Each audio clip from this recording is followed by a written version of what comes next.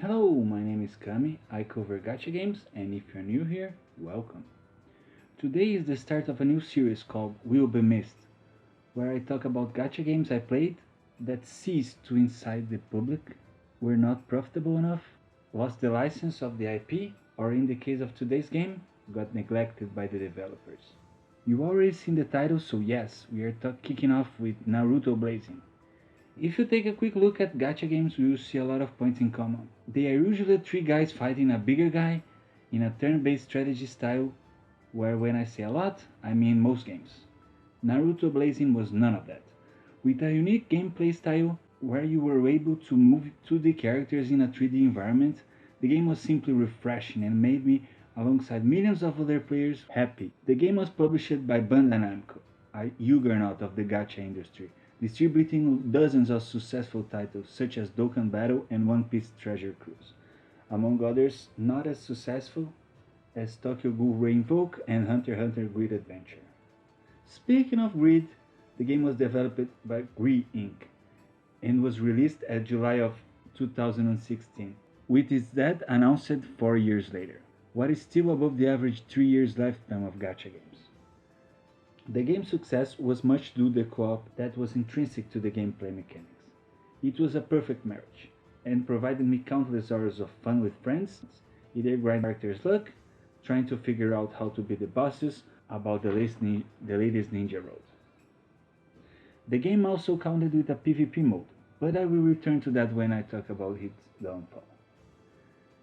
The character leveling was simple. You fed your ninjas some ramen, made them read some scrolls, and raised their stars levels to 6 and later in the game 7. To acquire characters you needed to go through the amazing or cursed RNG experience, but it was all worth it when you saw the gold card. Unless it was a fake gold, but at that point, your only option was to close the game. Gree introduced a PvP only banner called Blazing Bash, and differentiated unit stats by modes. It all started to go downhill when the influx of units were too high and the power creep changed the meta every single new banner. One memorable moment was when finally the Sage of Six Paths Madara was released, and he was perfect in every way and for every game mode. That until he got nerfed on global in the following week. The community got split by game mode, and PvE players started to kick strangers, making so that they would not get the rewards. The third anniversary was followed by Naruto and Sasuke banners, looping forever. Every single week was either a Naruto or a Sasuke.